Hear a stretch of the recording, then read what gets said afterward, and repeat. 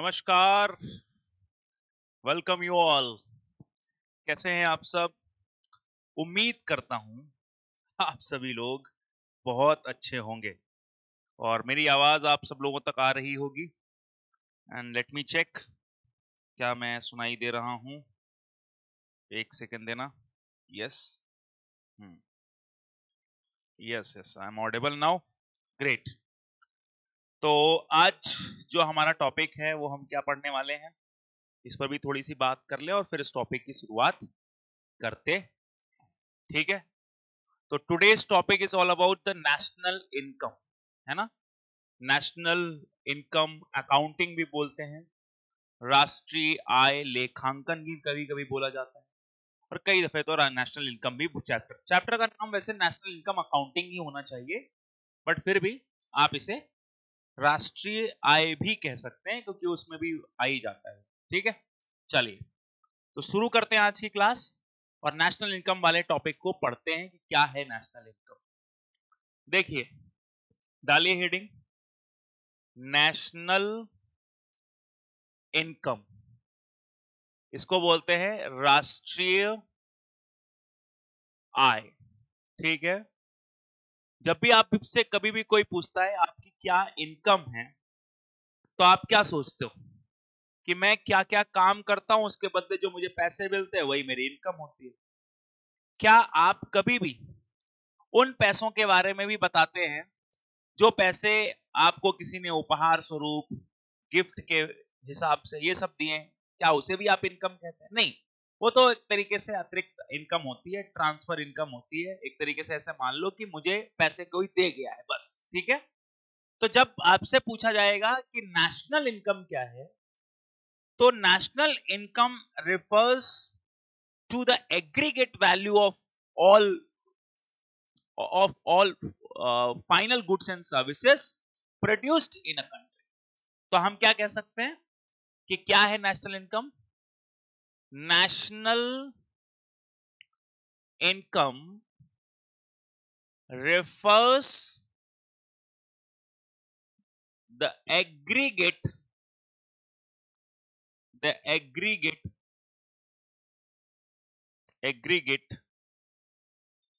value of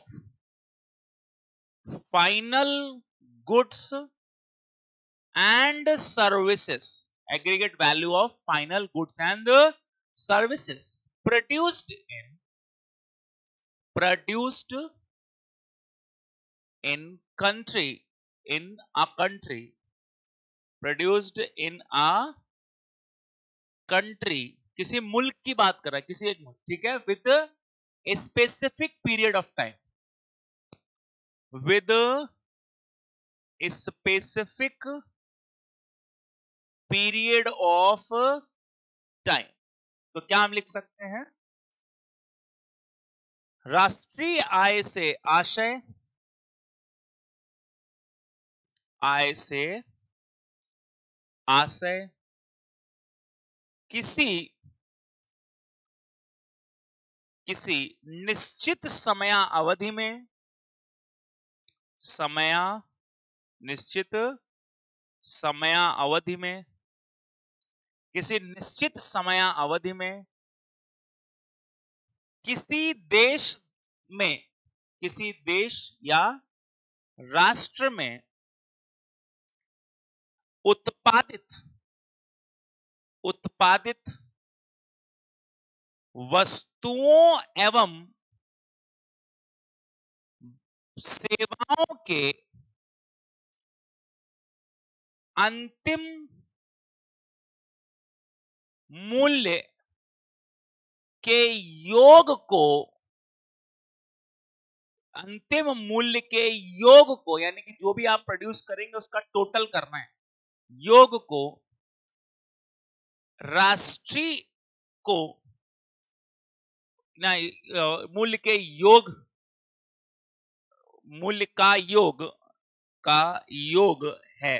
ठीक है, तो हम क्या लिख सकते हैं? देखिए, हमने कहा कोई भी देश के अंदर जो भी उत्पादन होता है उनकी कितनी वैल्यू है वही उस देश का राष्ट्रीय आय है। बात खत्म हो गई, है ना। What is the national income? तो हम ये कह सकते हैं कि राष्ट्रीय आय का मतलब है कि एक देश के अंदर क्या उत्पादन हुआ है, और जो भी उत्पादन हुआ है, चाहे वो गुड्स का हो, चाहे वो सर्विसेज का हो, उसका हमें बस टोटल करना है, उसे ही हम राष्ट्रीय आय कहते हैं। क्लियर है? कोई दिक्कत नहीं यहां तक? उम्मीद करता हूं कोई दिक्कत नहीं होगी। अब जैसे यहां पर आपको ध्यान रखना है कि नेशनल इनकम कैलकुलेटेड बाय, या जो भी है कैलकुलेटेड बाय, यानी कि इसकी गणना कौन करता है? तो गणना की जाती है, एक संस्था बोलते हैं जिसको NSO, नेशनल स्टैटिस्टिकल ऑफिस बोलते हैं, या इसको राष्ट्रीय, हिंदी वाले लोगों को ज्यादा तकलीफ है तो राष्ट्रीय सांख्यिकी कार्यालय भी बोलते हैं इसको। ठीक है?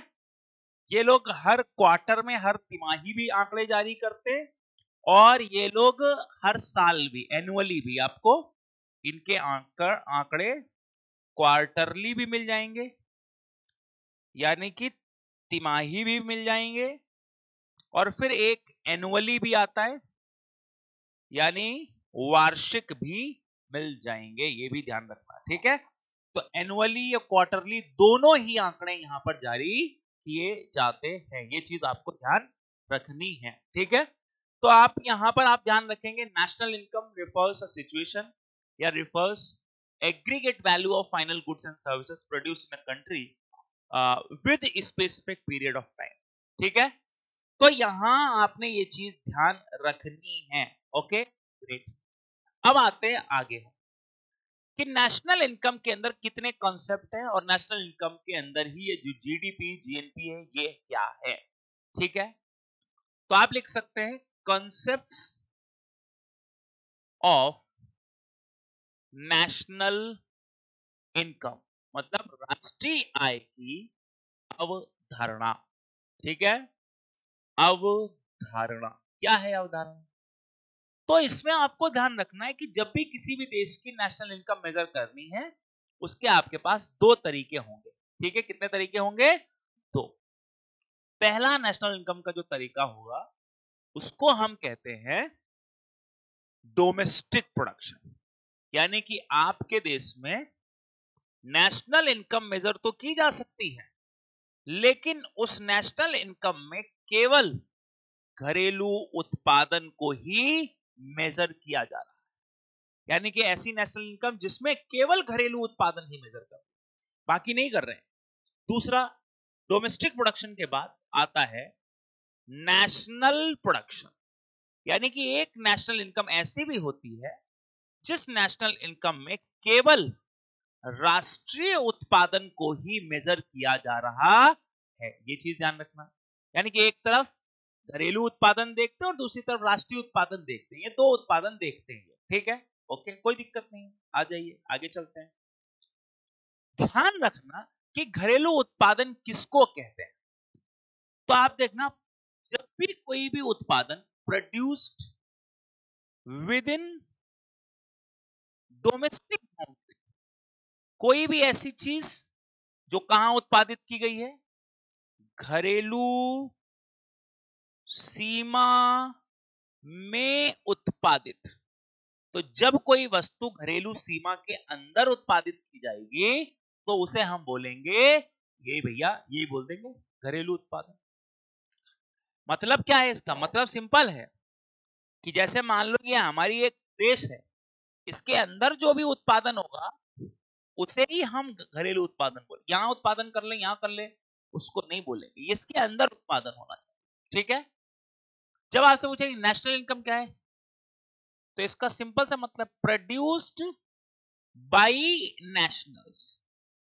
ठीक है? नेशनल्स तो मतलब देश के नागरिकों द्वारा उत्पादन, देश के नागरिकों द्वारा उत्पादन, ऐसे उत्पादन को माना गया नेशनल्स का उत्पादन।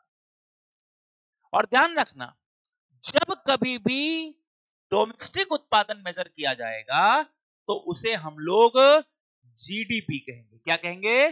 जीडीपी, सकल घरेलू उत्पादन। एक अभी इसको और डिटेल कर दूंगा मैं, टेंशन मत लो। सकल घरेलू उत्पाद, हिंदी में इंग्लिश में इसको और लिख सकते हैं ग्रॉस डोमेस्टिक प्रोडक्ट, ठीक है। तो कोई भी उत्पाद जो सकल घरेलू उत्पाद है, इसका मतलब जो सकल घरेलू मतलब ग्रॉस डोमेस्टिक प्रोडक्ट, ठीक है।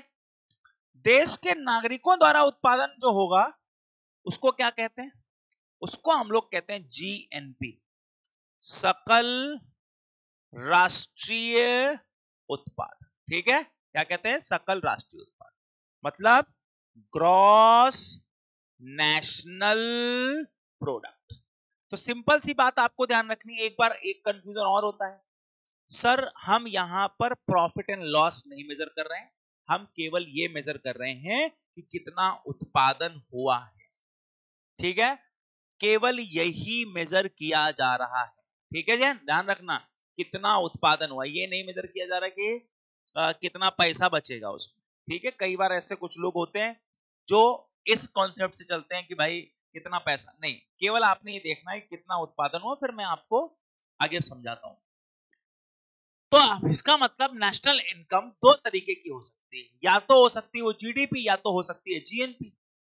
जब कोई जीएनपी वाली नेशनल इनकम कैलकुलेट करेगा तो वहां पर वो केवल और केवल नागरिकों के उत्पादन लेगा, और जो व्यक्ति जीडीपी वाली नेशनल इनकम मेजर करेगा वो केवल और केवल डोमेस्टिक बाउंड्री के अंदर किया गया उत्पादन ही शामिल करेगा, ठीक है।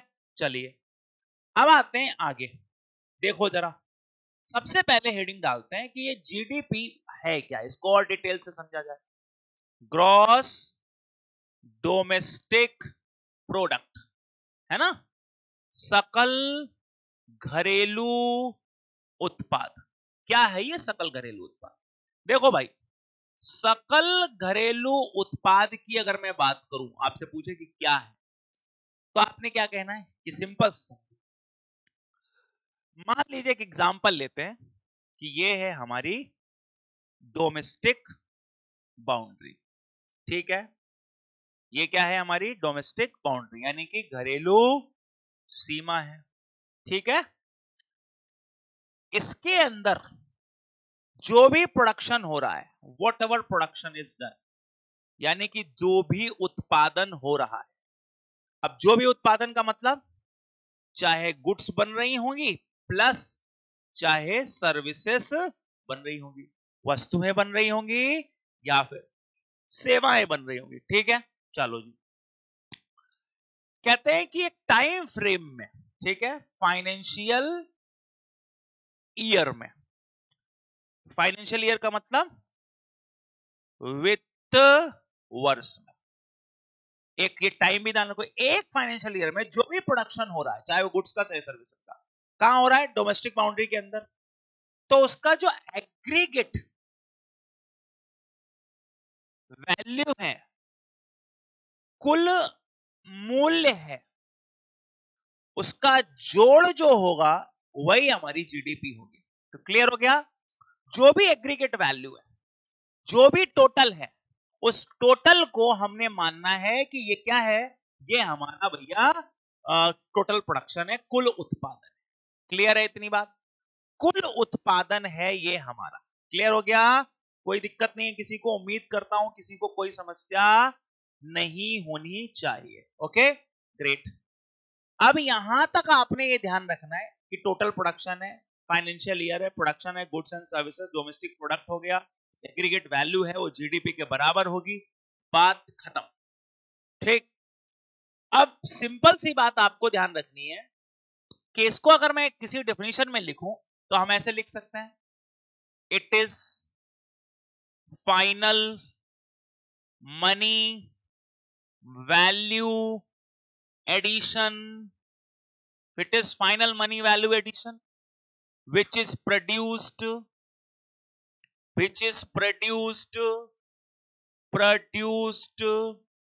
within domestic बाउंड्री, ठीक है। क्या लिख सकते हो, क्या लिख सकते हो, यही लिख सकते हो ना, यह किसी घरेलू सीमा के अंतर्गत, किसी घरेलू सीमा के अंतर्गत उत्पादित वस्तुओं और सेवाओं के अंतिम बाजार मूल्य के योग को जीडीपी कहते हैं। जीडीपी कहते हैं। देख लो भाई, कहते हैं कोई भी प्रोडक्शन हुआ है, कहां हुआ है, बस इसके अंदर हो जाए। अब जब इसके अंदर हो जाए तो सर इसमें तो याद करो, देश के नागरिक भी उत्पादन कर सकते हैं, प्लस विदेशी नागरिक वो भी हो सकता है। अगर इस सीमा के अंदर हुआ है तो क्या उसे जीडीपी में शामिल करेंगे? तो जवाब होगा यस, बिल्कुल करेंगे, चाहे देश का हो चाहे विदेश का हो। लेकिन अगर कोई भी व्यक्ति, लो जी अलग रंग लगा देते हैं, ये लीजिए, अगर कोई भी देश का नागरिक विदेश चला जाए, विदेश में उत्पादन करता है, उसको शामिल करेंगे? बताओ बच्चों। तो आप क्या कहोगे कि हटो कुछ भी, विदेश चले गए बात खत्म, विदेश चले गए खेल खत्म हो गया। याद रखना, विदेश चले गए खेल खत्म हो गया, कट हो गया, कट हो गया, कट हो गया। Is this clear? कट हो गया है, ठीक है, ध्यान रखना। कोई भी देश का नागरिक विदेश चला जाएगा, उसका जीडीपी से कोई संबंध नहीं रहेगा। कोई विदेशी देश में आ जाएगा तो उसका जीडीपी में संबंध रहेगा, ठीक है। देश के अंदर रहने का और देश के बाहर जाने का, ये बात ध्यान रखने का। Is this clear? तो आपने यहां पर ध्यान रखना है कि फाइनेंशियल ईयर है, एक वित्त वर्ष है, प्रोडक्शन जो भी किया गया विद इन द बाउंड्री करना है, डोमेस्टिक बाउंड्री के अंदर रहना है, एग्रीगेट वैल्यू कुल मूल्य इसको जोड़ना है, जीडीपी के बराबर हो जाए, ठीक। अब कई बार आपके सामने, जैसे इसका मतलब सिंपल सा हो गया कि भैया इस गोले के अंदर, यानी कि अगर मान लो ये बाउंड्री है, इसमें जो भी उत्पादन करो, चाहे कोई भारतीय करे या कोई विदेशी करे, उससे फर्क नहीं पड़ता, आपकी वही जीडीपी है, ठीक है, ध्यान रखना। देश के बाहर नहीं करना है, ठीक। लेकिन आपको यहां पर एक मतलब टर्म और समझना पड़ेगा, जिसको हम कहते हैं घरेलू सीमा। घरेलू सीमा या डोमेस्टिक बाउंड्री का क्या मतलब है? डोमेस्टिक बाउंड्री का क्या मतलब है? अब डोमेस्टिक बाउंड्री का मतलब क्या है, ये समझो। डोमेस्टिक बाउंड्री का मतलब केवल यही जो दिखाई, ऐसे तो यहां पर आप देखोगे तो अंडमान निकोबार ये सब दिखाई देगा, तो क्या वो इसका हिस्सा नहीं? नहीं नहीं, वो भी इसका हिस्सा है। यहां पर लक्षद्वीप दिखाई देगा, क्या वो इसका हिस्सा नहीं? वो भी इसका हिस्सा है, क्योंकि वो तो भारत का हिस्सा है। कैसे तय होगा कि कौन सी चीज डोमेस्टिक बाउंड्री में आएगी, कोई चीज नहीं आएगी? तो बस वहां पर आपने संप्रभुता देखनी है। क्या देखनी है? सोवेर्निटी देखनी है, सोवेर्निटी देखनी है, संप्रभुता देखनी है। अब संप्रभुता जब आप देखेंगे तो याद रखना है कि संप्रभुता अगर देखेंगे तो काम हो जाएगा आपका, संप्रभुता देखेंगे तो काम हो जाएगा, ठीक है। तो संप्रभुता, जैसे मान लो एक एग्जांपल लो, इन आइलैंड्स के ऊपर किसकी संप्रभुता है? भारत की, तो इसलिए भारत की जीडीपी में इन आइलैंड्स के ऊपर किसकी संप्रभुता है? भारत की, ठीक है, ध्यान रखना। और तटवर्ती यानी कि जो ये सीमा ये है, इससे कितने किलोमीटर तक? 200 नॉटिकल माइल्स तक हम मानते हैं एक्सक्लूसिव, ठीक है, क्या मानते हैं? एक्सक्लूसिव इकोनॉमिक जोन, ये मानते हैं। इसको बोला जाता है अनन्य आर्थिक क्षेत्र, ठीक है। यहां तक संप्रभुता किसकी है? तो ये जो आपने देखा कि समुद्री सीमाओं से 200 नॉटिकल माइल तक भारत का ही है, तो 200 नॉटिकल माइल तक कोई उत्पादन हुआ तो वह भारत के क्षेत्र में आएगा।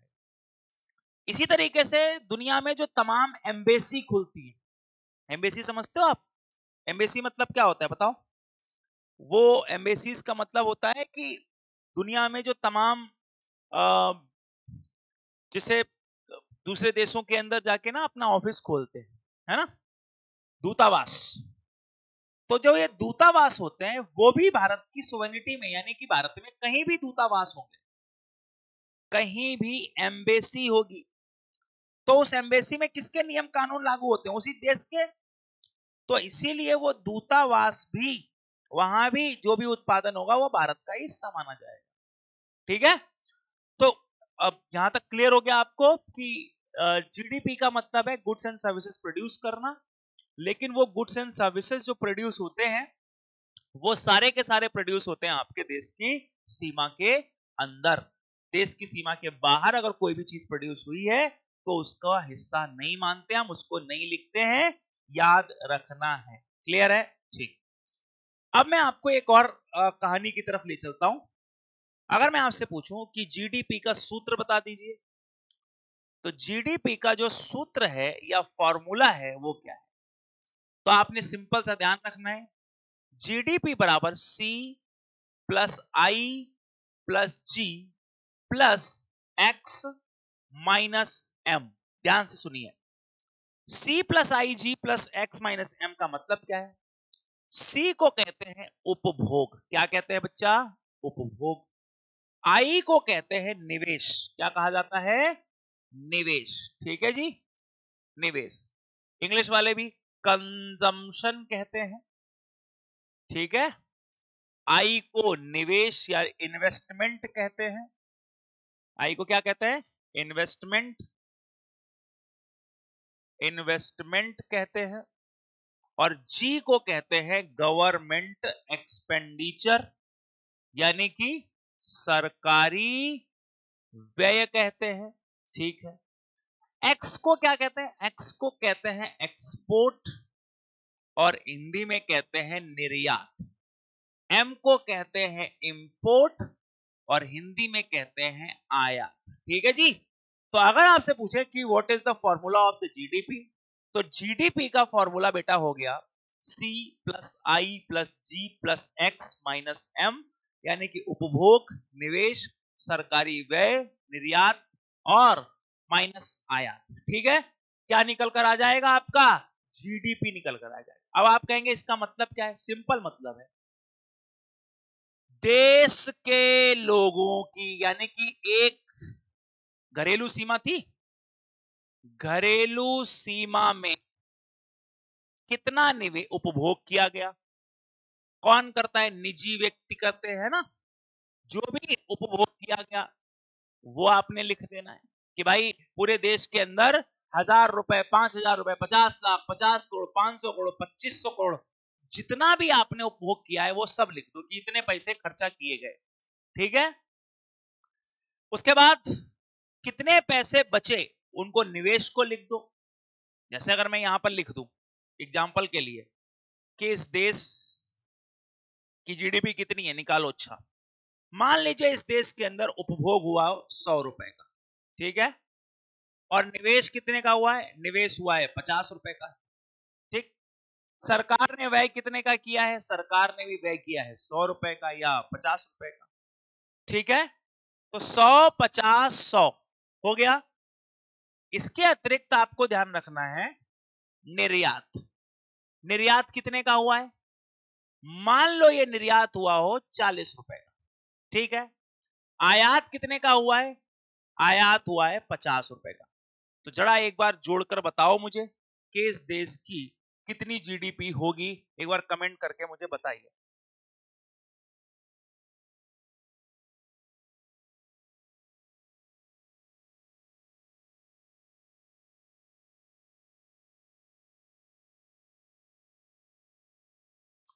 तो अब जरा देखो, फॉर्मूले को सेट करो तो आपको पता चल जाएगा कितनी जीडीपी है। 100 में प्लस करना है 50, कर दिए, प्लस करना है 50, कर दिए, और इसको क्या करना है? माइनस करना है। तो अब देखो जरा कितना हुआ, 100 50 100, 100 50 100, हो गया, तो कितना हो गया 250, कितना माइनस का आ रहा है 10, कितना हो गया 240, तो 240 आपकी जीडीपी है, इस देश की बात खत्म हो गई। ऐसे यानी कि देश का कितना इस तरीके से निकालते हैं जीडीपी को। उम्मीद करता हूं ये बात आपको समझ में आ गई होगी। एक कॉन्सेप्चुअल क्लैरिटी के लिए मैंने एक तरीका अपनाकर आपको बता दिया था, और ये सारा उत्पादन इन्होंने देश के अंदर का रखा हुआ है, सो दैट आपको उतना टेंशन की बात नहीं। लेकिन ध्यान रखना, जीडीपी वापस से मैं बह रहा हूं, घरेलू उत्पादन है, तो घरेलू सीमा में देसी और विदेशी दोनों उत्पादन शामिल होते हैं, क्योंकि देश के लोग, जैसे मैं एग्जांपल देता हूं आपको, कौन सी विदेशी कंपनी है, जैसे हुंडई कार बनाने वाली कंपनियां, किया कार बनाने वाली कंपनियां, ये सब विदेशी कंपनियां है ना, जो भारत में आकर बना रही हैं, तो क्या भारत की जीडीपी का हिस्सा नहीं है? नहीं है, बिल्कुल है, रोजगार देती है ऐसे। अच्छा, एक चीज और ध्यान रखना, कभी आपसे पूछे कि क्या इन देशों के द्वारा कि ये जो कंपनियां हैं उत्पादन जो करती है, इससे कोई फायदा होता है हमें? बिल्कुल होता है। अगर ये उत्पादन करेंगी, अगर मैं यहां पर आपसे कह दूं कि किसी भी देश का जीडीपी कम हो रहा है, मतलब क्या है, इसको एक्सप्लेन करो। तो उत्पादन कम है, और वो उत्पादन कम होने का मतलब घरेलू सीमा में कम, ठीक है, सीमा में कम। अब घरेलू सीमा में कम, तो क्या क्या चैलेंजेस आ सकते हैं, जरा सोचो आप, क्यों जीडीपी के कम होने पर इतना बवाल करना लगता है?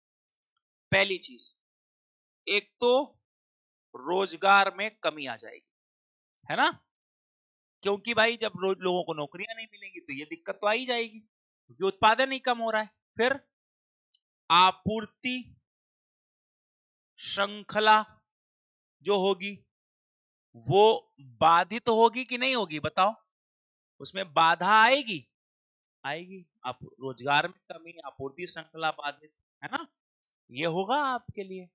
फिर देश की आर्थिक समृद्धि, यानी कि जो देश की ग्रोथ रेट थी वो भी कम आ जाएगी।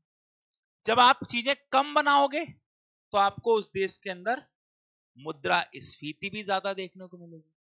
आपूर्ति श्रृंखला, फिर ऐसे में जब आपके यहां उत्पादन कम हो रहा है तो आपका आयात बढ़ेगा, या निर्भरता या डिपेंडेंसी क्या होगी, बढ़ जाएगी, है ना, ये हो सकता है। रोजगार में कमी, इंग्लिश वाले लिख लेंगे, एम्प्लॉयमेंट क्या हो जाएगा, कम, इन्फ्लेशन बढ़ सकता है। तो आप देख सकते हो कि कितने मल्टी डिसिप्लिनरी यहां पर इनके ऊपर प्रभाव पड़ रहे हैं। सप्लाई चेन डिसरप्शन होगा कि नहीं होगा, बताओ, तो सप्लाई चेन डिसरप्शन होगा, हाँ जी होगा। इकोनॉमिक ग्रोथ नीचे जाएगी, यस, तो इकोनॉमिक ग्रोथ जो है वो रेट नीचे चली जाती है, ये एक बड़ी समस्या है। तो इसीलिए किसी भी देश के अंदर जीडीपी का बढ़ना ज्यादा जरूरी है। और आपके देश के अंदर उत्पादन कम होगा, निवेश भी घट जाएगा, लोग पैसा देना बंद कर देंगे। आपके देश, जैसे आपके देश की जीडीपी बढ़ रही हो तो आपके देश में लोग पैसा लगाने वाले भी मिल जाएंगे आपको। जीडीपी नहीं बढ़ेगी तो पैसा नहीं लगाएंगे लोग, बहुत कलाकार होते हैं लोग, हाँ, ठीक है। चलिए, अब हमने यहां तक देख लिया कि कोई भी आपने उत्पादन करना है तो उसका सूत्र क्या होगा, जीडीपी किसे कहते हैं, जीडीपी कैसे बनती है, ये सारी बातें हमने देख ली। अब आते हैं इसके एक महत्वपूर्ण हिस्से पर कि जीडीपी का मतलब था सकल, यानी कि ग्रॉस डोमेस्टिक प्रोडक्ट, ठीक है, ये था इसका मतलब, सकल घरेलू उत्पाद, है ना, ये था इसका मतलब, सकल घरेलू उत्पाद, ठीक है, ओके, ग्रेट। सकल घरेलू उत्पाद की अगर मैं बात कर रहा हूं तो आपको ध्यान रखना है कि इसमें जो प्रोडक्शन था वो टोटल प्रोडक्शन था। क्या था, टोटल प्रोडक्शन। अच्छा, एक बात बताओ, जैसे मान लो आपके पास एक ट्रक है, टोटल प्रोडक्शन मतलब कुल काम, एक ट्रक है आपके पास, और मैं आपसे कहूं कि दिल्ली से, एग्जांपल लेते हैं, ये गए दिल्ली से कानपुर, है ना, मैंने कहा कानपुर चलो, सामान लेकर चल रहा है, तो आपने कहा कि जो इसका कॉस्टिंग आएगा, यानी कि फेयर आएगा, वो आएगा सर 20,000, 20,000, ठीक, 20,000 रुपए में आपका दिल्ली से सामान हम कानपुर पहुंचा देंगे। मैंने कहा ये लो, ओके हो गया, कोई दिक्कत नहीं। फिर इन्होंने क्या कहा, फिर इन्होंने दूसरी बात की कि ठीक है, अब कोई भी व्यक्ति इस पर्सन को मिलेगा जिसने ये जिसका ट्रक है, वो क्या कहेगा, भाई तुमने तो 20,000 की कमाई कर दी, कहेगा कि नहीं कहेगा? लेकिन क्या वो सही कह रहा है? नहीं, क्योंकि इसमें बहुत सारा एक्सपेंडिचर होगा। हो सकता है 10,000 का खर्चा पेट्रोल, खाना, है ना, ड्राइवर, ये सब पर खर्च हो जाए। ठीक, सबकी लागत कितनी आई? 10,000। बचे कितने? 10,000।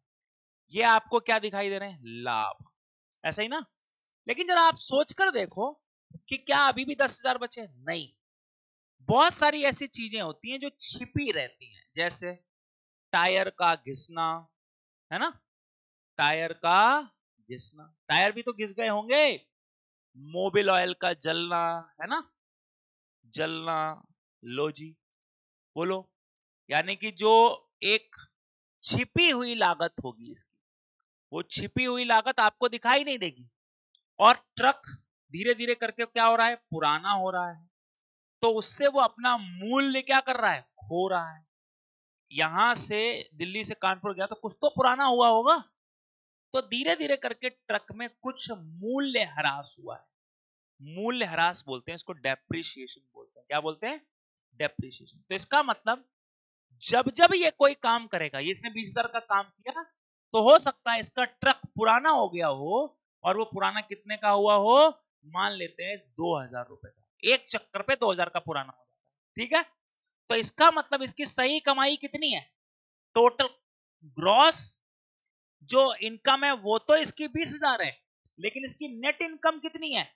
तो 20,000 में से 2,000 माइनस कर दो, 18,000 है नेट इनकम। अब ये घटाएगा 10,000 और खर्चे के, तो सो दैट इसकी इनकम बनेगी, इसका लाभ बनेगा 8,000। बात आई समझ में? तो इसी तरीके से देश में जो टोटल प्रोडक्शन है मशीनों के द्वारा, वो तो जीडीपी है। ठीक है, लेकिन अगर कोई हमसे पूछ दे कि बताओ नेट डोमेस्टिक प्रोडक्ट कितना है, नेट डोमेस्टिक प्रोडक्ट कितना है? नेट डोमेस्टिक का मतलब कि जो आपका शुद्ध या निवल घरेलू उत्पाद है वो कितना है। यहां पर अगर ये पूछ लिया जाए तो क्या कहो? तो आपने सिंपल कहना है कि जो भी हमारा टोटल प्रोडक्शन, टोटल प्रोडक्शन को हम जीडीपी कहते हैं, उसमें से जो भी मशीनों को नुकसान हुआ होगा उसको घटा दीजिए, जीडीपी माइनस डेप्रिसिएशन कर दीजिए। यानी कि जीडीपी में से मूल्य ह्रास को घटा दीजिए। इसको हम बोलते हैं जीडीपी, यानी इसको हम बोलते हैं एनडीपी। कभी भी आपसे पूछे कि भैया ग्रॉस का मतलब क्या होता है, तो आपने कहना नेट प्लस डेप्रिसिएशन होता है। नेट प्लस डेप्रिसिएशन मतलब जो हमारे पास कुल होगा उसमें शुद्ध प्लस मूल्यह्रास को जोड़ दोगे, कुल आ जाएगा।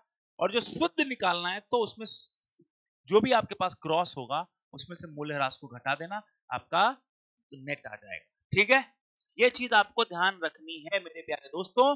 कई बार पूछते हैं, तो आप अब यहां पर 2-3 बातें और हम समझ सकते हैं, इसको मैं मिटाता हूं। तो एग्जांपल था कि अगर किसी भी कंट्री में जीडीपी एंड एनडीपी के बीच अंतर अधिक है या बढ़ रहा है, जीडीपी और एनडीपी के बीच अगर अंतर बढ़ रहा है तो क्या है इसका मतलब? इसका मतलब यह है कि वहां पर मूल्य ह्रास यानी कि डेप्रीसिएशन भी बढ़ रहा है। ठीक है, डेप्रीसिएशन भी बढ़ रहा है, ये चीज आपको ध्यान रखनी है। तो जीडीपी और एनडीपी के बीच अगर अंतर बढ़ रहा है तो मूल्य ह्रास या डेप्रीसिएशन बढ़ रहा है, ये चीज यहां पर लिखी हुई है। ठीक है, दूसरी बात आपको ध्यान रखनी है कि जीडीपी और एनडीपी के बीच का अंतर यानी कि डिफरेंस सामान्यतः अधिक देखने को मिलेगा अगर कोई कंट्री कैसी है, डेवलपिंग, विकासशील देशों में आपको अधिक देखने को मिलता है ये। आप कहेंगे क्यों क्यों देखने को मिलता है ये अधिक? तो सिंपल सी बात है, ये इसलिए अधिक देखने को मिलता है दोनों देशों के बीच। उसका एक बड़ा कारण ये हो सकता है जीडीपी और एनडीपी के बीच जो डिफरेंस है वो अधिक इसलिए क्योंकि डेवलपिंग कंट्रीज में तकनीकी अभाव हो सकता है, और अगर तकनीकी अभाव होगा तो वहां पर जो मशीन होगी, मशीनें जो होंगी वो कम टिकाऊ होंगी, मशीनें कम टिकाऊ होंगी। ठीक है, तो मशीन उतनी टिकाऊ होगी नहीं, कम टिकाऊ मशीनें होंगी। यहां पर ये बात कही जा रही है। होपफुली इतनी बात आपको समझ में आए। और जीडीपी एनडीपी के बीच डिफरेंस कम होगा, कम वहां पर आप पाओगे जब कोई डेवलप्ड कंट्री होगी, और अधिक डिफरेंस वहां पर होगा जब कोई कंट्री एक डेवलपिंग कंट्री होगी। ये चीज आपको ध्यान रखनी है बस, और क्या। चलिए, बहुत बढ़िया। अब आगे चलते हैं और अब हम देखते हैं जीएनपी क्या है। ठीक है, चलिए हेडिंग डाल दिए, ग्रॉस नेशनल प्रोडक्ट। हिंदी में बोलते हैं सकल राष्ट्रीय उत्पाद। ठीक है, ग्रॉस नेशनल प्रोडक्ट बोलते हैं इसको। What is this? क्या है ये ग्रॉस नेशनल प्रोडक्ट? चलो मैं पहले इसकी डेफिनेशन लिखता हूं। ठीक है, ग्रॉस नेशनल, जीएनपी रिफर्स या it is final money value addition. वही लिख दो जो पीछे लिखा, final money value addition which is produced by nationals